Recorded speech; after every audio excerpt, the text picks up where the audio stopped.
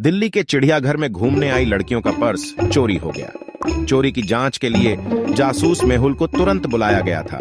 Detective Mehul उस लड़की के साथ बात करता है जिसका हैंडबैग चोरी हो गया था। लड़की पूरी घटना का वर्णन करती है।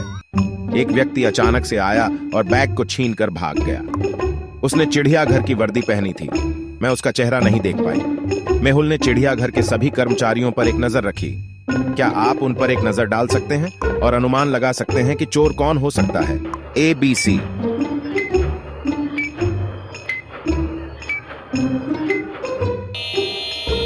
एक व्यक्ति हिरण को मांस खिला रहा है, लेकिन हिरण तो वेजिटेरियन है भी। इसी आदमी ने चिड़ियाघर के कर्मचारियों के रूप में कपड़े पहने और बैग चुरा लिया।